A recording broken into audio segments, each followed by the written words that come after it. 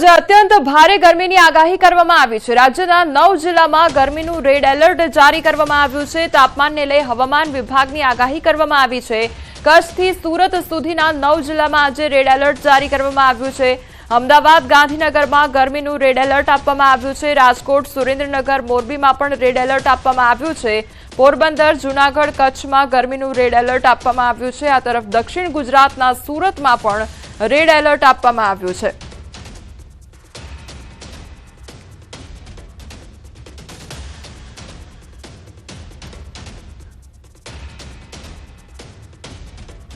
તો આરોગ્ય અધિકારી જયેશભાઈ વાકાણી અમારી સાથે જોડાઈ ગયા છે। જયેશભાઈ, સૌથી પહેલા તો આપનું ન્યૂઝ 18 ગુજરાતીમાં સ્વાગત છે।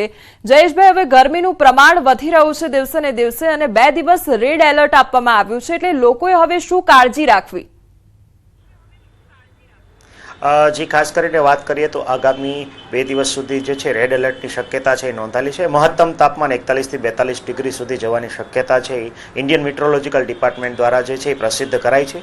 એના અનુસંધાને જોવા જઈએ તો ખાસ કરીને અત્યારે પીક અવર્સ એટલે કે બપોરના સમયે તાપમાનનો પારો જે છે એ ઘણો બધો વધવાની શક્યતા છે।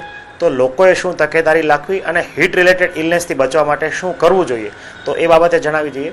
ખાસ કરીને અત્યારે તમામ વ્યક્તિઓએ જે છે હીટવેવ રિલેટેડ ઇલનેસના લક્ષણો શું કહેવાય એ બાબતે તકેદારી રાખવી ખૂબ જરૂરી છે અથવા એને ઓળખવા ખૂબ જરૂરી છે।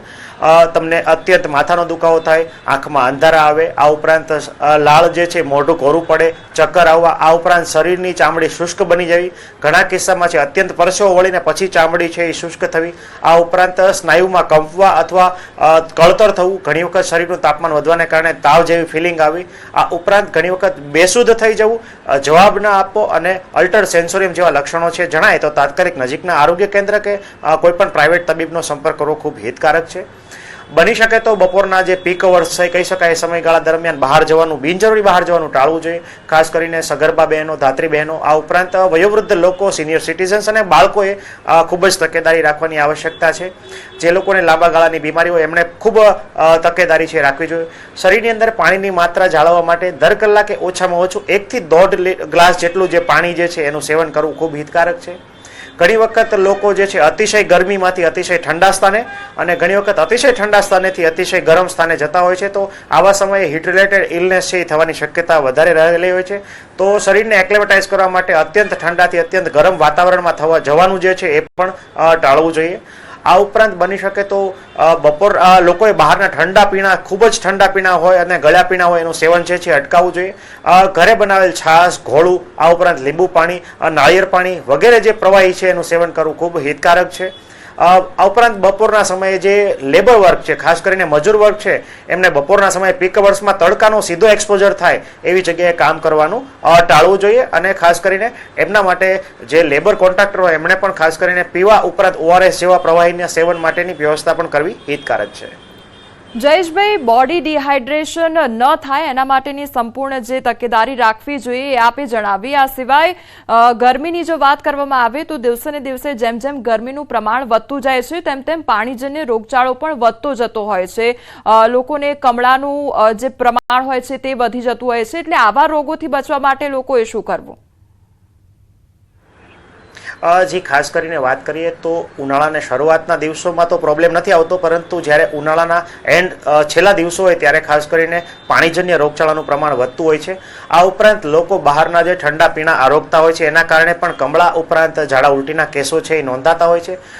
ઘણી વખત જે છે તાપમાનમાં ફ્લક્ચ્યુએશનને કારણે અથવા જે તળિયાનું પાણી જે છે સિંચાઈનું જે પાણી છે વપરાશના કારણે પણ ઝાડા ઉલટીના કેસો નોંધાતા હોય છે। આ ઉપરાંત ખાસ કરીને ઉનાળાના દિવસોની વાત કરીએ તો લોકોની પાણીની સંગ્રહ કરવાની વૃત્તિ પણ વધતી હોય છે અને જેના કારણે પણ ઝાડા ઉલટીના કેસો છે નોંધાતા હોય છે। તો ખાસ કરીને લોકોને ઉનાળાના દિવસો દરમિયાન બની શકે તો બહારના કોઈ પણ ઠંડા પીણા જે છે એ ક્લોરિનેટેડ વોટરમાં ના બનેલા હોય એવા આરોગવા ના જોઈએ। આ ઉપરાંત ખાસ કરીને અત્યારે બરફની માત્રા એટલે કે બરફના જે પીણા અથવા બરફમાંથી બનેલા ગોલા છે અથવા કોલ્ડ ડ્રિંક્સ છે એનું સેવન પણ વધતું હોય છે। તો બની શકે તો આગ્રહ એવો રાખવો જોઈએ કે બરફના જે કારખાનેદાર છે એમણે માત્ર ને માત્ર ક્લોરિનેટેડ વોટર દ્વારા જ પાણીનો ઉપયોગ કરીને જ બરફ જે છે એ બનાવવાનો આગ્રહ રાખવો જોઈએ અને જેટલા પણ હેલ્થ અને હાઇજીનના જેટલા પણ ક્રાઇટેરિયા છે એનું પાલન જે કરવું ખૂબ હિતકારક છે।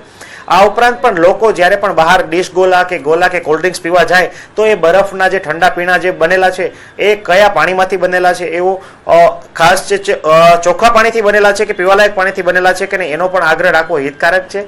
આ ઉપરાંત લોકોએ જ્યારે ઘરે પણ પાણી પીવાનું થાય ત્યારે ચોખ્ખું ગાળેલું અથવા ગરમ પાણીમાં ઉકાળેલું અથવા ક્લોરીન ટેબ્લેટ એડ કરેલું પાણી જે છે પીવું ખૂબ હિતકારક છે, જેનાથી આપણે ઝાડા ઉલટી ઉપરાંત જે છે એ કમળાના કે અન્ય કેસો જે છે પાણીજન્ય રોગચાળાના કેસો પણ અટકાવી શકીએ છીએ.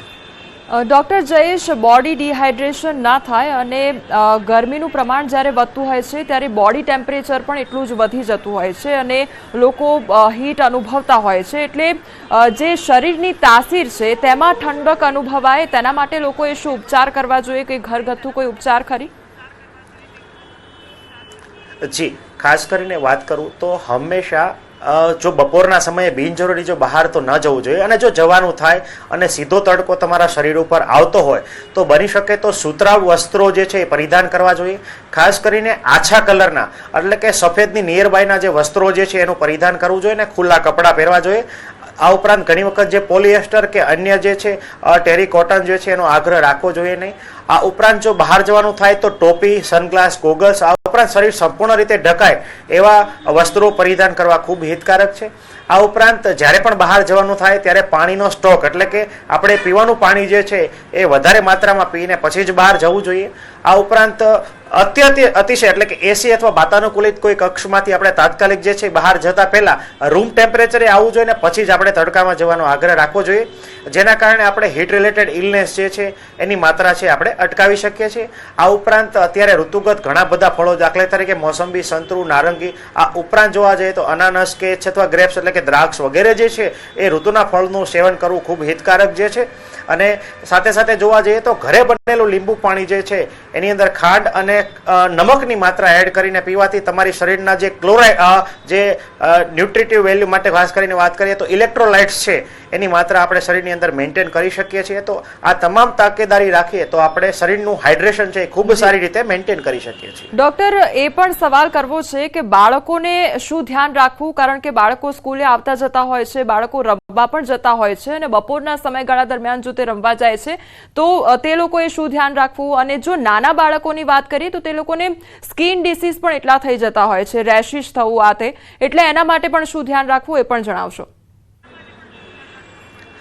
જી, ખાસ કરીને હવે સમર્સ વેકેશનના દિવસો છે આવી રહ્યા છે. હાલ પરીક્ષાઓ ચાલી રહી છે, પરીક્ષા બાદ છે વેકેશનના દિવસો આવેલા છે. દરેક માતા પિતા છે પોતાના બાળકને એક્સ્ટ્રા કરિક્યુલર એક્ટિવિટી ઉપરાંત જોવા જઈએ તો રમતગમત માટે છે એ મુક્ત કરતા હોય છે. તો દરેક પેરેન્ટ્સને એક રિક્વેસ્ટ છે કે જ્યારે પણ તમારા બાળક જે છે બની શકે તો બપોરના તડકાનો સીધો એક્સપોઝર એવા કોઈ પણ પ્લેગ્રાઉન્ડ અથવા મેદાનમાં રમવા ના જાય. બની શકે તો આઉટડોર એક્ટિવિટી કોઈ પણ કરાવવાની હોય તો સવાર અથવા સાંજના સમયે કરાવવી ખૂબ હિતકારક છે. આ ઉપરાંત ખાસ કરીને અત્યારે બાળકોમાં છે પ્રસ્વેદ એટલે કે પરસેવાને કારણે જે દાદર ઉપરાંત જોવા જઈએ તો સ્કિન ડિઝીઝની શક્યતા વધારે રહેલી હોય છે. તો પેરેન્ટ્સને એક રિક્વેસ્ટ છે કે શરીરની ઉપર બની શકે તો સુતરાઉ આંતરવસ્ત્રો જે છે પરિધાન કરવા જોઈએ, અથવા બાળકના પરસેવાવાળા કપડાં જે છે પરસેવો અટકાવવા માટે બની શકે તો ટેલ્કમ પાવડરનો વપરાશ કરવો હિતાવહ છે. આ ઉપરાંત સુતરાઉ ખાદીના કપડાં પણ પહેરાવવા હિતાવહ છે. પણ સૌપ્રથમ જોવા જઈએ તો હીટ રિલેટેડ ઇલનેસ અટકાવવા માટે બની શકે તો બાળકને ઓપન એટલે કે જ્યાં તડકા અથવા સૂર્યનો સીધો એક્સપોઝર થતો હોય એવી જગ્યાએ આઉટડોર એક્ટિવિટી જે છે એ કરાવવાનો આગ્રહ રાખવો જોઈએ નહીં. આ ઉપરાંત ઘણી વખત જે સ્વિમિંગ પુલમાં બાળકને મોકલવાના હોય ત્યારે ખાસ આગ્રહ રાખવો જોઈએ કે સનસ્ક્રીનનો લોશનનો ઉપયોગ પણ કરવો ખૂબ હિતકારક છે. આ ઉપરાંત ઘણી વખત જે સ્વિમિંગ પુલમાં વપરાશ મીન્સ જવાનું થાય ત્યારે મોઇશ્ચરાઇઝર અથવા ક્લોરીનના સ્કિન ઉપર ડાયરેક્ટ એક્સપોઝરને અટકાવી શકે એવા ક્રીમ્સ છે જે બજારમાં મળતા હોય એનો ઉપયોગ કર્યા પછી જ સ્વિમિંગ પુલમાં જવાનો આગ્રહ રાખવો જોઈએ. તો આ તમામ મીન્સ પરેજી રાખીએ તો સ્કિન ડિસીઝ ઉપરાંત હીટ રિલેટેડ ઇલનેસથી આપણે આપણા બાળકોને અટકાવી શકીએ છીએ. જી જી, ડોક્ટર જયેશ, આપ અમારી સાથે જોડાયા તે બદલ આપનો આભાર. સમાચારમાં હવે આગળ વાત કરીએ કાપલી કાંડ વિશે.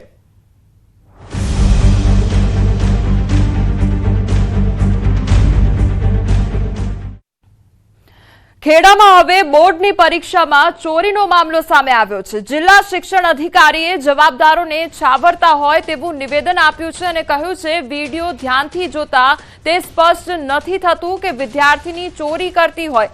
સીસીટીવી બાબતે જિલ્લાની કમિટી સમગ્ર બાબતનું અવલોકન કરી નિર્ણય લેશે. તપાસ બાદ ગેરરીતિ પકડાઈ તો નિયમ અનુસારની શિક્ષાત્મક કાર્યવાહી કરવામાં આવશે. ગેરરીતિનો વિડીયો તપાસનો વિષય બન્યો છે. જે વિડીયોની આપ જે વાત કરી રહ્યા છો એ વિડીયોને પ્રાથમિક દ્રષ્ટિએ જોઈ અને ગેરરીતિ કહેવું ઇટ્સ ટુ અર્લી, એટલે એ પણ એક તપાસનો વિષય છે. હજી તપાસ હેઠળ છે.